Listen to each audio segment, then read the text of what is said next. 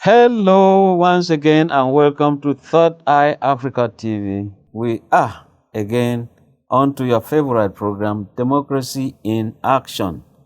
2027 is just around the corner, and less than a year, less than 12 months, February in particular, I was to be specific, there's going to be presidential election, national election, and it will spread that way up to March.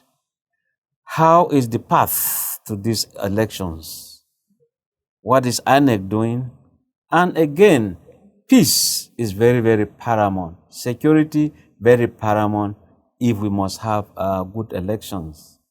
I'm saying so because we are seeing some attacks here and there. In Jos, we're seeing Southern Kaduna, Zamfara, Kebbi, Benue, and all that stuff. What should politicians be doing to ensure that there is cohesion, people live in peace, irrespective of political or religious affiliations? These and more are the things we're going to discuss today. And my guest is well known here and outside this place. He is the Director General, Tinubu Support Group, and I'm talking of Dr. Umar Tanko Yakasai. I want to welcome you to Third Eye Africa TV once again. Thank you very much. My name is Ben Adam Shaman, and we kickstart this way. Today, how do you feel? Bloodletting in Jos, Zamfara, and all that stuff. How do you feel, as an individual?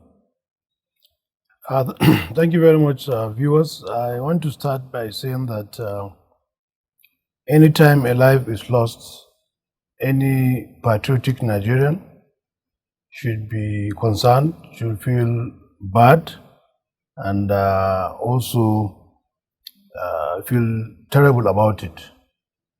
As a medical doctor, I know the value of life, and I believe in the preservation of life. And also, not only medicine, our religion teaches us to preserve life and dignity of everything created by God. So it's sad to see that Nigerians who are people who are criminally minded, taking it upon themselves to take lives of innocent Nigerians. This is very, very saddening for a country that is diverse ethnically and religiously, that were in this era still under this particular state of being. So I think it's disheartening, and I want to seize this opportunity to extend my condolences and commiserate with the loved ones who have lost their loved ones across, not only in the Plateau, in all states that people have lost their life. I believe that the president of the country, President Bola Ahmed Tinubu himself, is perturbed, is concerned, and he also wished to, I'm sure, must have commiserated with the families, and I'm sure he has also given directives to the security agencies to ensure that the perpetrators are brought to book and peace is restored in those communities. Now, in the midst of all of this, one is taken aback. The governors of northern Nigeria are contributing 500 million naira each. And what is the project at hand? They want a befitting secretariat for the 19 state governors in northern Nigeria. Don't you think this is a kind of misplaced priority as we are today? So I think that the preservation of lives and property falls under all leadership, from local government to state to the federal.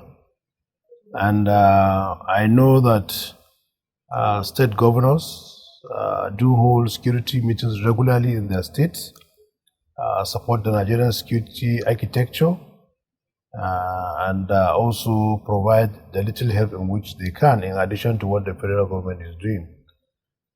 So sometimes, given this background, I believe that sometimes spendings in other part of life or space of society, they do it. And it's a coincidence that at the time that insecurity is manifesting itself, they are also spending in that particular direction.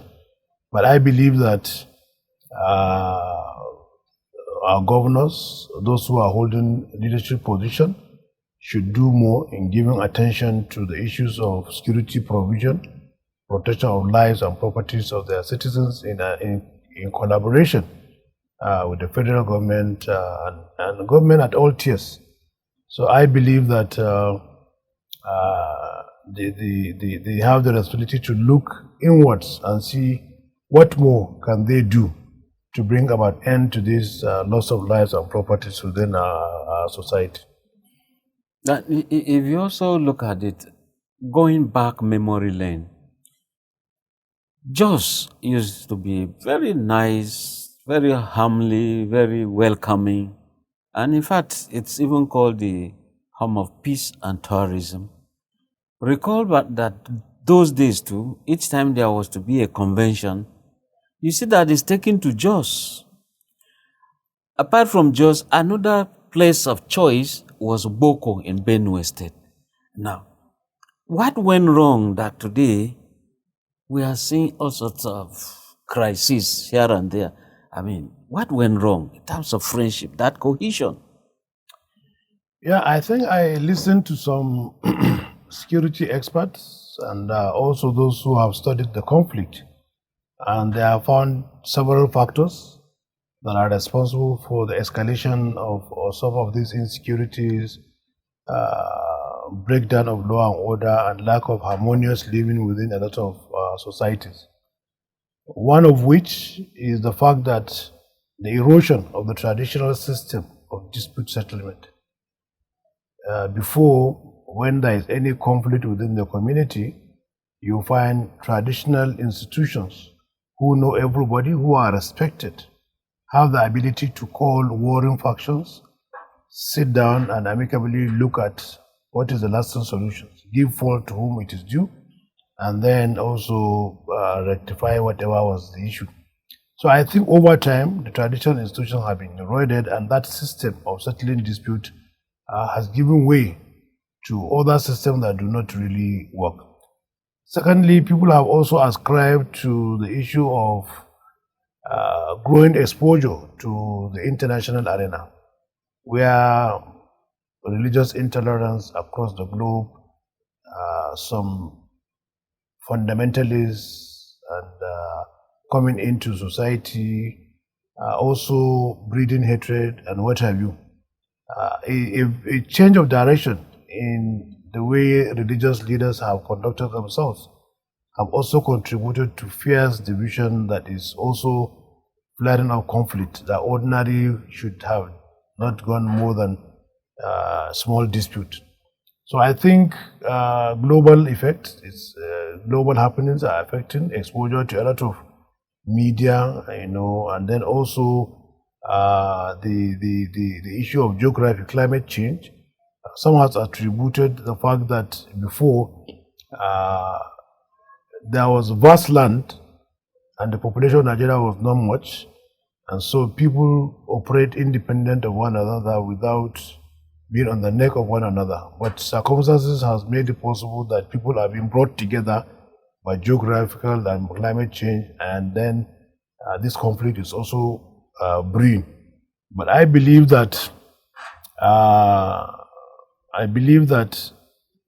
politics also has contributed, because now we have leaders who are interested in power, but they know that they have not done anything to their people, to their community, and therefore cannot convince people to vote for them.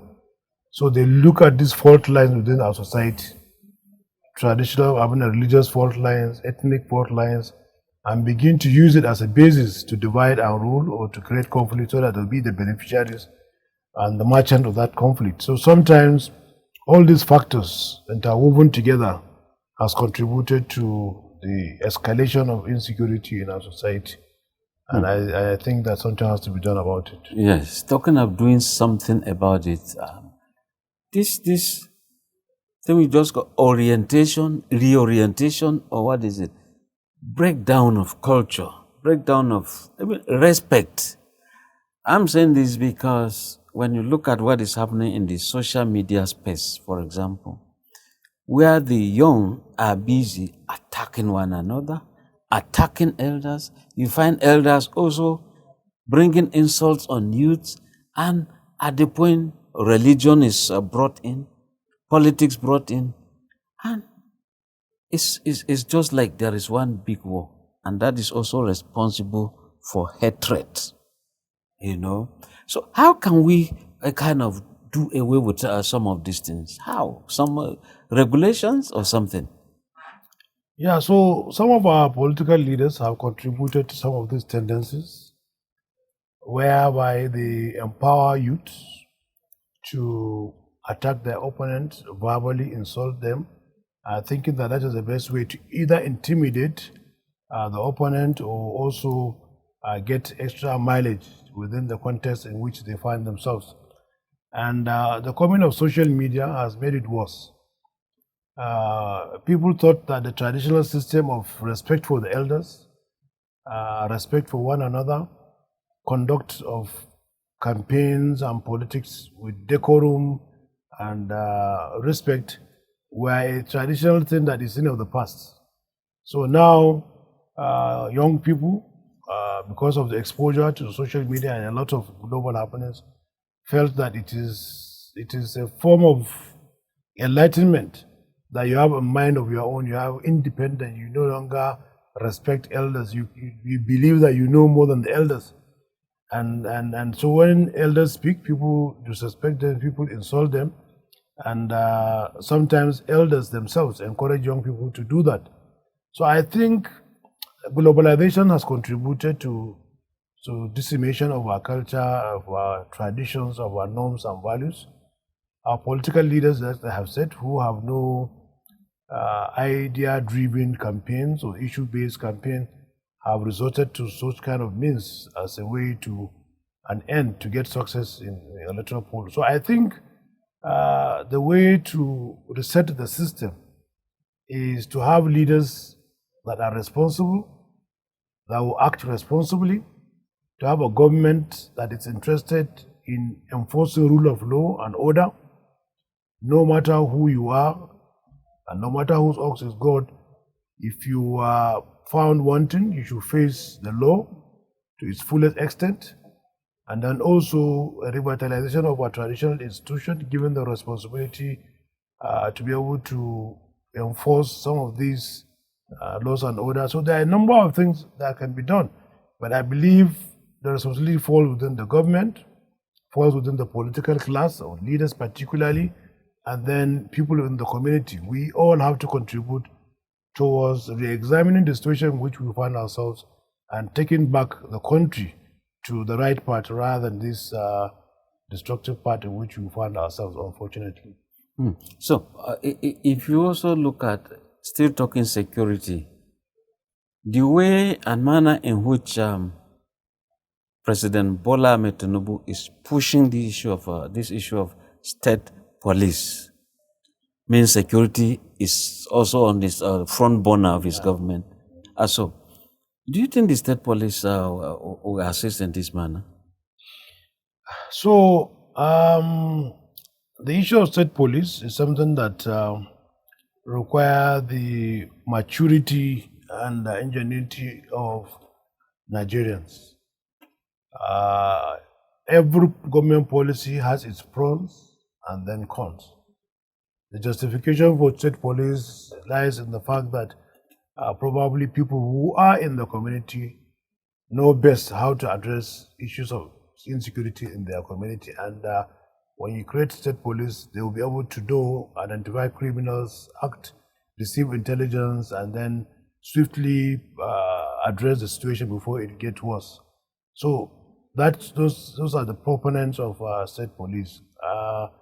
The other side of it, flip side of it, is that we know that sometimes the tendency for governors or people who are in politics, who are in power, to use violence as a means of campaign or to achieve their aim, there is the risk that if they have a control over a police that is state-owned, and then they have all these weapons. They can, instead of using it for the good side, also use it for the bad side, intimidating the opposition. And sometimes you can imagine if the federal police, and when you have a state police, it means the Nigerian police force has become a federal police. To what extent will there be a good working relationship?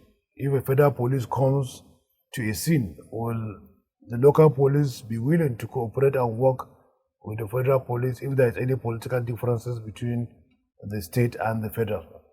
So, to what extent? And then, to what extent will, if you create a state police, will the recruitment be so objective that political talks would not be recruited within the period of the leadership of that particular governor into the state police for the purposes of intimidation of political opponents and what have you?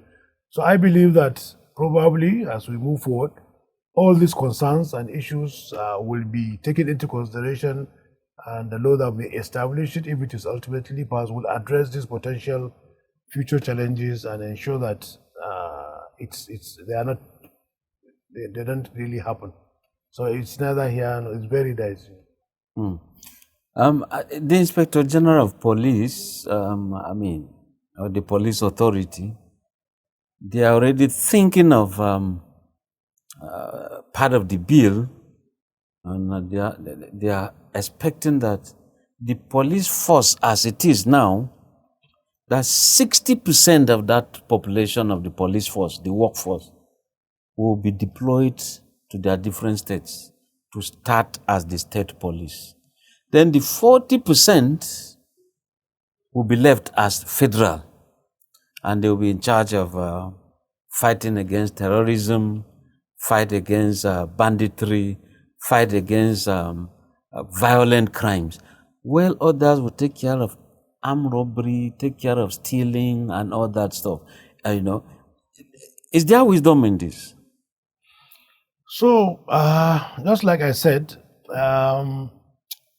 when you disaggregate a federally nationalistic diluted federal police and in receiving whatever percentage and they are sent back to their state, the question is, what are they all 100% from that particular state?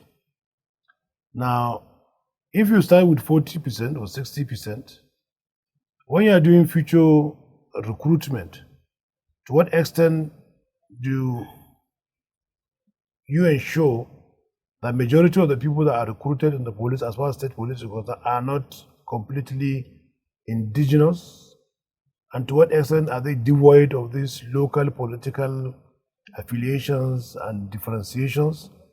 To what extent are they oriented and reoriented to know that they are serving the generality of the state rather than a particular interest? So I'm saying that these are things that need to be thought through and then solutions provided in anticipation so that it do not occur. Now, one will also have thought that maybe different political parties, different associations, like a Tinubu support group and some others, will kind of come by way of a conference and begin to say, this is what the future of the Nigerian police should look like. So, you in government or supporting government and those in opposition, do you really at the point have some points of convergence to ensure that, look, it is ours to make Nigeria survive? Yeah, so political support groups basically support leaders of their own party, policies, programs, and promote that particular party.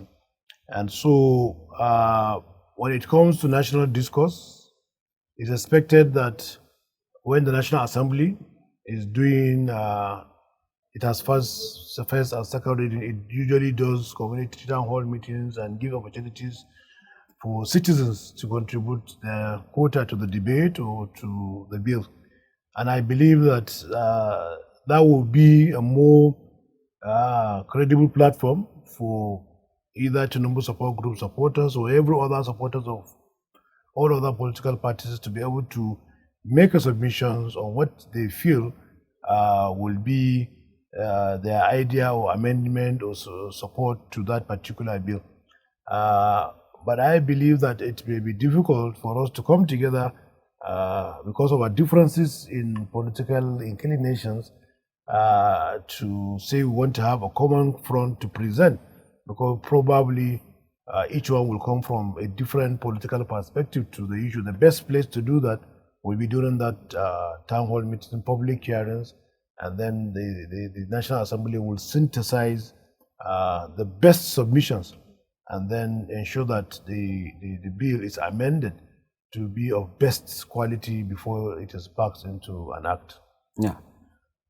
We are virtually ending the month of March, and by this time next year, elections would have been conducted, winners emerge, losers losers will also emerge.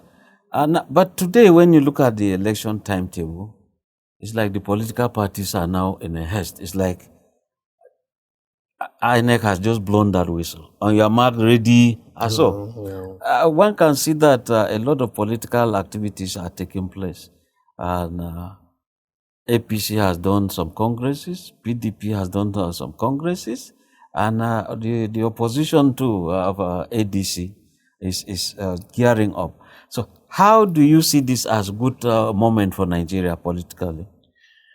Yeah, so the timetable produced by INEC is dictated by the Electoral Act, and usually towards the end of the third year of any government in power or particular regime, INEC uses the Electoral Act to set up a timetable, roll out a timetable that all political parties must abide by.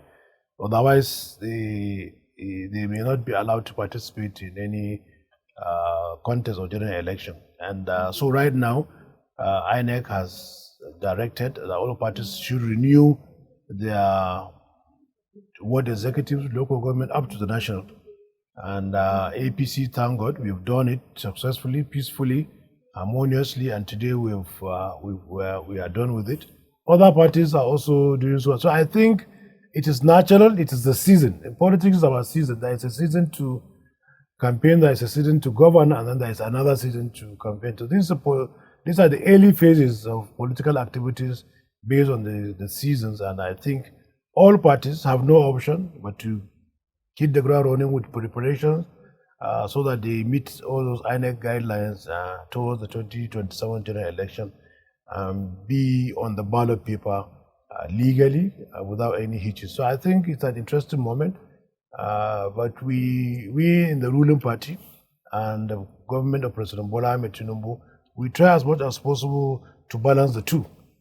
Ensure that the party is pursuing INEC guidelines and engagement, and then the government is also pursuing or delivering its mandate to the people, the renewed hope agenda. So the two are going concurrently. As a ruling party, the government has not abandoned governance. It's because there are those who are running government and there are those who are running the party, and the two are going on concurrently and smoothly. Now, the African Democratic Congress has not done its own, but feelers from them or from their camp, when there are utterances, you hear, we must send Tinubu packing. He must return to Lagos. No second term for him. And you are the Director General, Tinubu Support Group. Does that give you, or doesn't that give you sleepless night? No, it doesn't. It doesn't give me or anybody sleepless night. And when I say you, I mean APC, the support group, even Tinubu himself. Yeah, it doesn't give Tinubu, APC, and all of us any sleepless night. The reason being that it's normal rhetorics in politics for people who are opposition to boast that they will send somebody piking.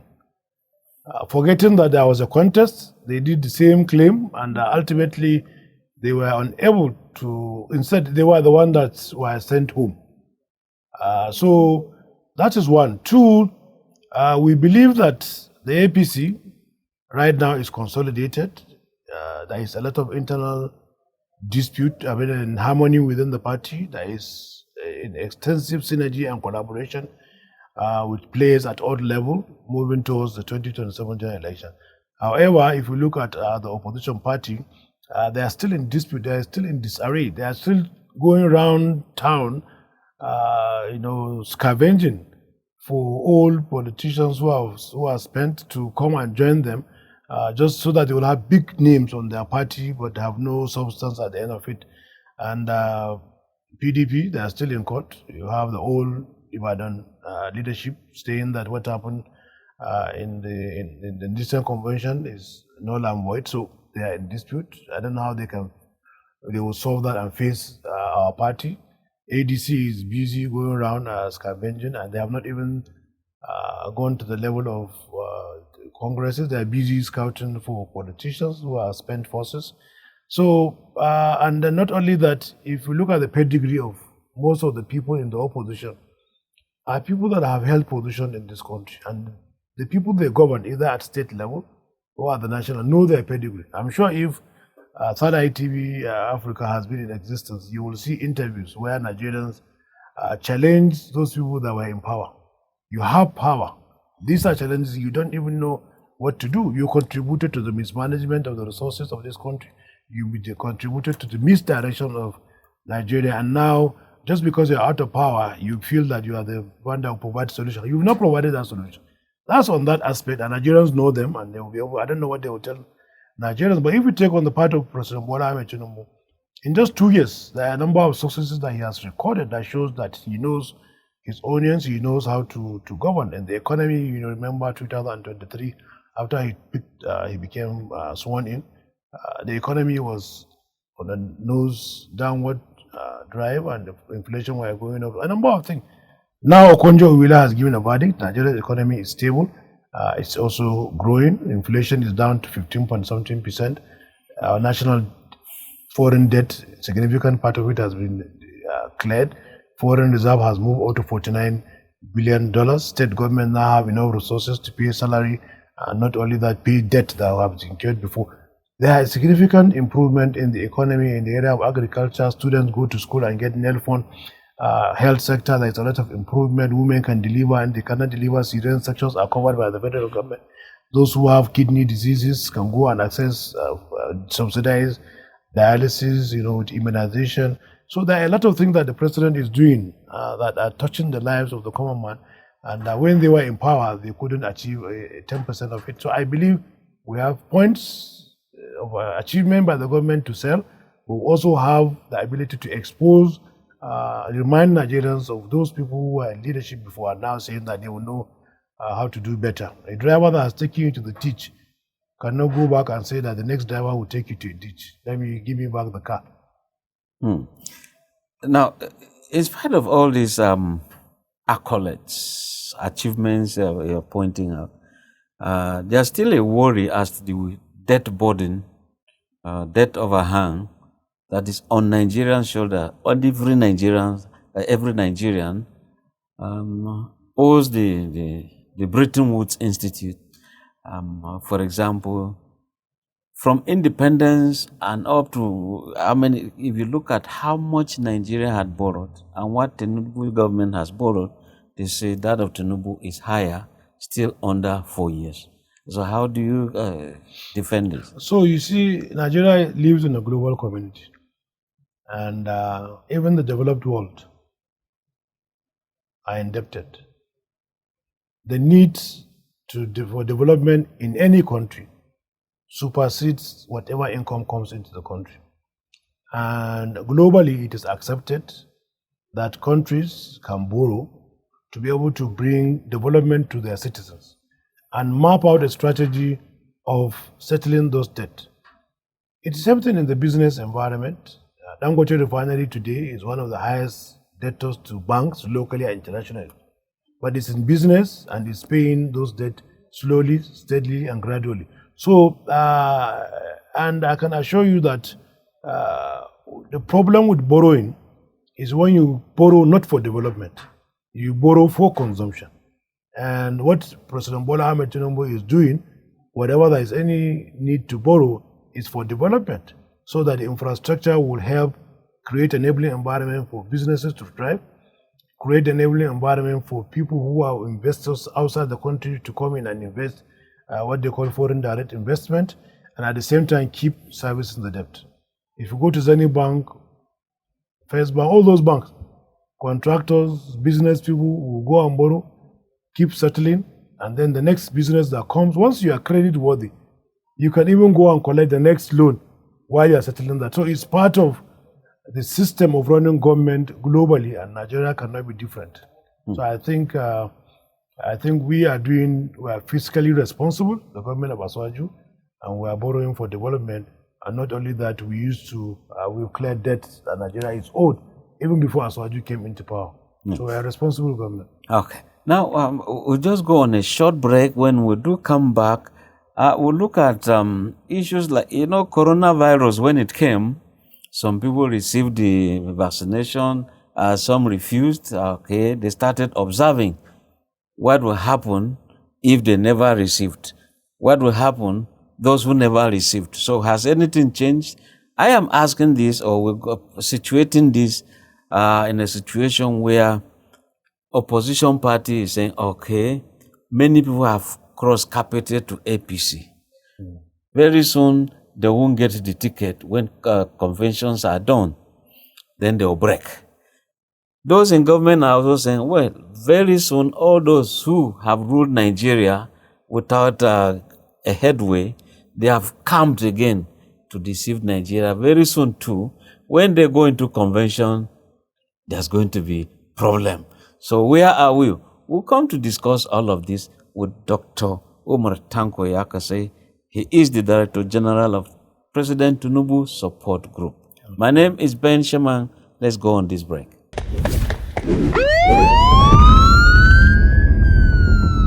Each week, one program. The most gripping crimes. The stories you won't forget. Crimes of the week on Third Eye Africa TV.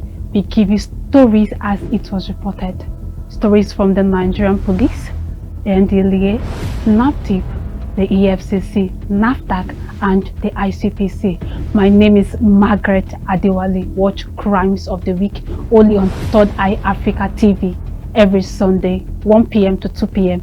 on Star Times Channel 146. Join us. Yes, welcome back. Before going on break, there was this teaser. We said politics in Nigeria today is like the days of coronavirus. Some people refused to take it and said nothing will happen to them. Others received and said they've got a protection. Now the thing is, those who received are saying, okay, we'll see what will happen to those who didn't receive. Those who didn't receive are saying, okay, we'll see what happened or what will happen to those who received. So the waiting game is there. Now, if you apply that to the politics today, conventions to now have what they call candidates who come on board. What we also call the consensus candidacy, where everybody, if you are an aspirant, 20 of you in a party, and they now said, okay, elders are saying, we have accepted number 10 to be the candidate. Every other person will have to agree in writing. At the point, some people say, oh, these governors, these lawmakers who have crossed over with the hope of getting automatic ticket will not get. So the bubble will burst in the ruling party. The ruling party too, there are observations. Look, all those in opposition, big wits, all of you who went, crammed yourself into one calm. The bubble too will burst. Now, are these correct permutations in your own thinking? Yeah, so it's just like a race where you have a car and I have a car, and I'm trying to do everything possible to win. And you are just at the starting line, hoping that my engine will knock. That's a very faulty competitive strategy to the best of my ability. Because if my engine doesn't knock, it means I've already won the race, because you're already at a starting line waiting. I'm hoping and praying to God that my engine will burst. So I think that's what they are doing. While APC is planning and working and strategizing toward the 2027 general election, armed with the achievement of President Bola Ahmed Tinubu's renewable agenda as a basis to canvass support from Nigerians. Also with the system that the party has adopted, consensus from world, local government and state national convention that has shown result. Today, there is no fallout, negative fallout from all these congresses that have taken place. It shows that consensus has really helped because you bring people on the table and you negotiate and then you give reasons why one should let the other go. It has worked for us. And we believe that by the time we move towards the primaries too, we are experienced, from these world congresses to the national convention in how to handle aspirations of different party members. So I believe that having done well, it's expected that we'll also do well when it comes to the primaries. However, the opposition, they waited. All of them have fixed their conventions and world congresses to follow after that of APC. They waited, cap in hand, begging, hoping that they will scoop our losses and then make it their gains. Zero. So far, I have not seen any benefit that they have tried. They waited in vain. Nobody has left the party in that number that they will expect victory. The way they have been shamed throughout our world congresses to national convention, nothing to pick on the floor as a result of dispute. It is exactly what I believe will happen. And you remember 2022 when we had our own primaries. You can remember all the noise that the opposition made, that they will wrestle power from APC. When they got to Eagle Square. Eagle Square is the mother of the grave of all politicians who are selfish and who really are not patriotic. They went there. At the end, what happened? There was a primaries, Atiku won, and today we know the history afterward. These are a bunch of people who are aspirations, who have ambitions. And I can assure you it's a coalition of people who have aspirations, who have zero ability to sacrifice for the country. And by the time they get to that, their convention and ultimately their primaries, you will see that nobody is willing to let the other have it because they want it for themselves. And nobody is willing to make sacrifice. I believe instead of them reaping or scooping whatever is left of our own party members, I believe that many will leave ADC, PDP at the end of their primaries and join APC. It's the largest party in Africa, and we have enough room to accommodate as many as possible. So I see that the table turning against them because they have history, they have antecedent. Atiku and Peter Obi have fallen out. Atiku and Kokoso have fallen out. All these people are people who were in the same party, and aspiration has made them fall out. What has changed? Is it when they were younger or then that they're older that they will change? I think when somebody who is 40 will remain whatever it is after 40. So, you think Rotimi Amechi, ADC, Atiku Abubakar, ADC, Peter Obi, ADC, now you have Kwankwaso, ADC. I mean, you think it's not too much a strong, formidable force to give APC a run for their money? I think it's good to remind Nigerians of their tendencies. What took Atiku out of PDP in 2026? His term aspiration and ambition. When he couldn't get it, he moved to ACN and asked Swaju to help him give him a platform. And when he contested, he has a history of after not realizing his ambition to move out. Later on, what happened to Peter Obi? When he realized that he could not get his ambition, he moved to Labour Party. They have a tendency, they have a history. Remember Amechi? Amechi was at the Eagles Square hoping that he would clinch the ticket. When he clinched the ticket, what happened? Today he's in ADC. So, how many of the players, key players in that particular ADC that are coalition, have not in the past shown that their own personal selfish interest is greater than the interest of the country or the party in which they belong? They have demonstrated that severally. Aswaju has consistently remained where he is, and many of our leaders have also done so. I believe by the time the they get to whatever it is that they are going to have their convention, you will see if they don't have their way, then they will be the ones trying to destroy their party. Because those has been their tendencies. I have just quoted instances in the past. So what has changed? So you think Tinubu is a strong political godfather? So if you put everybody on a pedestal, on a scale, you say, okay, Tinubu in 1999 came back from a system that produced governors in the entire Southwest as a leader of that political movement. Who among the politicians in Nigeria has produced governors in 1990? They were trying to be governors in 1999. Tinubu was not only trying to be governor of Lagos, he produced governors in AD, in other Southwestern states. When they lost in 2003, Lagos remained, he was able to recover many of those lost states in 2007, where his serving commissioners became governors in other states. Which of these politicians have produced commissioners that have become governors in other states? Zero. He has a political empire. He was the one that single-handedly, with his team, produced AD, AC, ACN, and gave whatever was needed for Buhari to win in 2015. Which of them? Look at, he produced the vice president of the country. He produced ministers in this government. He produced multinational corporations and businesses owned by people. Which among them will compare? So, and look at how he brought Lagos from a state that has 66 billion internal generated revenue monthly to a state that produces 500 or 600 billion internal generated revenue.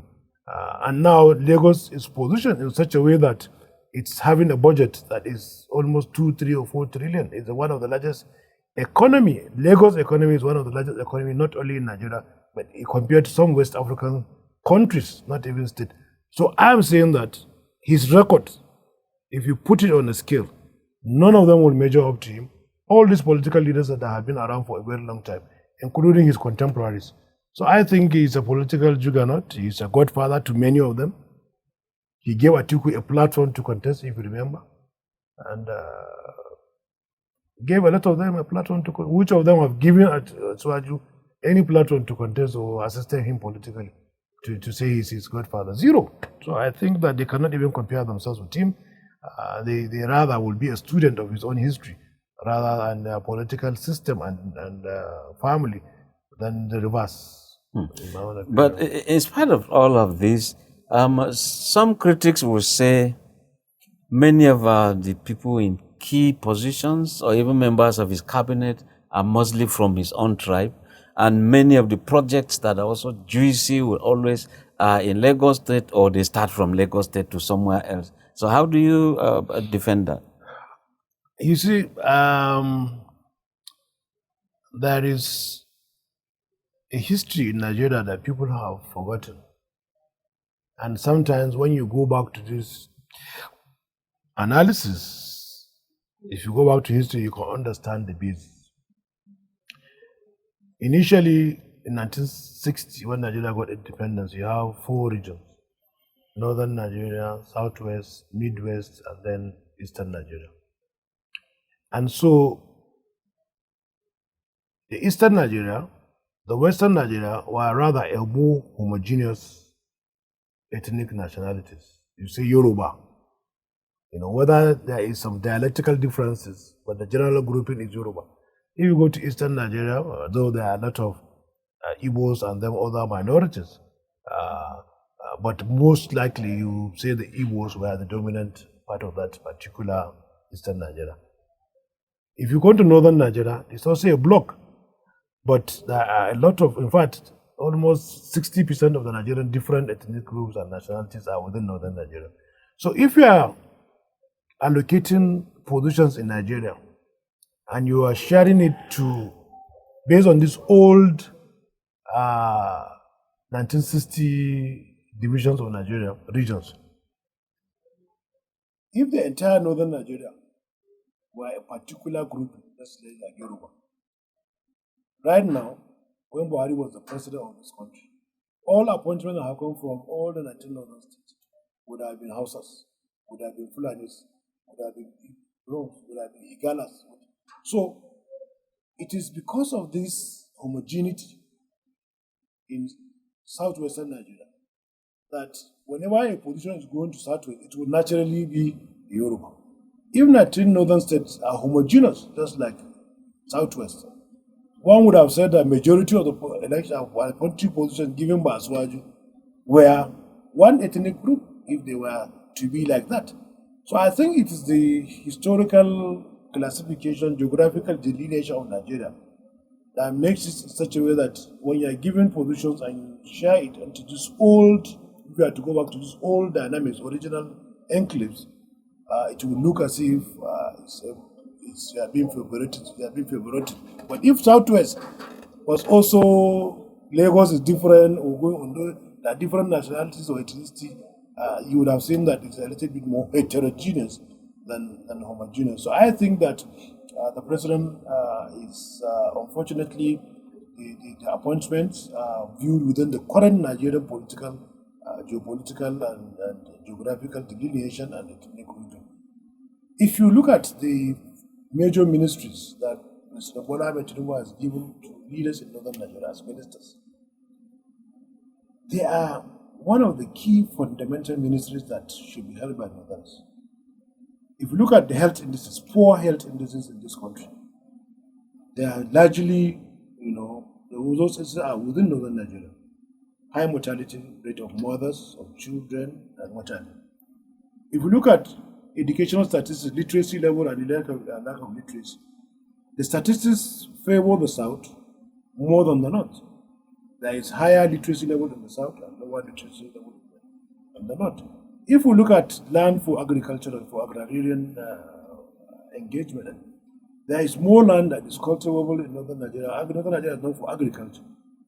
So I believe that President Bola Tinubu looked at these indices and felt that the people who should lead this ministry to ensure that there is a change in the narrative are given to northern Nigeria. And I believe the Minister of Health would have done so, Minister of Agri, Minister of Education from all northern Nigeria. So I believe if the northern Nigeria, the governors, this regional development that have been created, have worked towards maximizing the benefit, Nigerians and northern Nigeria would be better off rather than looking at some economic ministries that have been given to some of the other appointees. I think there is a valid basis for that. It depends on how you look at it. If you look at it from one perspective, you see it's a benefit. If you look at it from another perspective, you may think that it's no benefit. Okay. And I'm sure these are issues like that people like Rabiu Musa Kwankwaso, former Minister of Defense, former Governor, Kano State Senator, is likely to take this Suwaju group on. Now he has crossed over to opposition. Is that a big deal? So I believe that people that have played politics for a very long time in Nigeria, Aswaju, let's just take 92, when Abiola was the president. Abiola contested as a Nigerian, and his policies and programs were based on nationalistic ideals and campaign. What I have for Nigeria, not regional.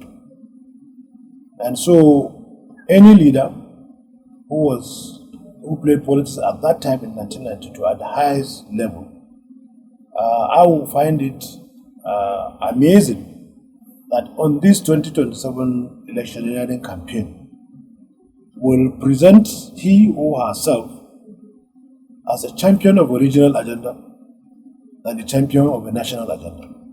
And so if you want to contest, the strength that anybody should bring to the table is about policies and programs that will benefit Nigeria. Not to come and campaign on the strength that my people. Just like one former government used to say, you can't come as a nationalist, be talking about my people, talking about my region. So I think it will be difficult for any of them who is right thinking, who believes that Nigerians are listening, north and south, to come from the strength of argument about marginalization or domination of his own region or his own people. And that is what he wants to come and liberate Nigerians do not need somebody who is calling for liberation or salvation. Yes, in all of your explanations, you have not called the name Rabiu Musa Kwankwaso. No, I'm saying, And you are from Kano. so I'm saying that people who play politics with Abiola time, Rabiu Kwankwaso is one of them. Atiku was also one of them who was there. John Chief Oyegun was also an old player in Nigerian democracy. And then President Bola Ahmed Tinubu himself. Amechi, I don't know whether he was in politics in 1992. Tambol, Erufai, and Arekweshona, all of them that are there also, I don't think they were in politics in 1992. So I'm not even talking about them. I'm talking about those leaders who played politics at the time when Nigeria played politics of patriotism and nationalistic outlook. I doubt now that they want to present themselves as regional champions, ethnic jingoists, and people who pursue mundane agenda. I believe that when it comes, they should be expected to discuss issues based on nationalism, patriotism on the issues, rather than becoming ethnic champions. You want to go to South and canvass for a vote in southwestern Nigeria with an agenda of regionalism that your people are marginalized. So are you saying you want to take power so that you marginalize the same people that you want their vote? So I think they will have a rethink in how to even marshal their point when they come to campaign. They have to make it issue based. They can't be the one championing northern marginalization. I don't think they would like to do that. So how do you paint Kano politics 2027? Vis-a-vis Musa Kwankwaso in there, Gauna has joined him, and the governor has joined opposition, the government. So what is the box there? I mean, the mix there? Yeah, so the beauty of Kano politics is that all the players now, if you take from 1999 till date, are the same players that have been operating. Most of them have worked together as family, been into the trenches together as comrades, and also at a particular point in time have fallen out. So I believe that the coming of Kwankwaso into ADC and every other person that is joining ADC, these are people who know each other's strategy, who have been together on either the same camp or different camps, and I can assure you the game will be very interesting because each camp had people of seasoned experience politically who know each other very well. They closed room, closed door, strategized together, knew how they got victory, knew how they lost. And on both camps, APC and ADC now, those marshals, field marshals are there. And I believe that the APC leaders in Kano know all the tendencies of the ADC leaders in Kano, their strategies, their bench, their reserve bench, and they will do the analysis. And I can assure you, I foresee victory for APC in Kano 2027 at the presidential and at the national level. And I don't see that there is any ease or advantage there that we do not have significantly in our own war chest. Short, sharp, as we are ending this. Will you say Rabiu Musa Kwankwaso is a nationalist or a regional leader or simply a Kano politician? Anybody who has been in the political arena since 1992 is a nationalist. However, from time to time, circumstances of the moment can dictate what you say and therefore fluctuate between the nationalist and the regionalist. And I think that we will wait and see his utterances, whether he will remain true to himself based on his known tendencies to be a nationalist, or slide back to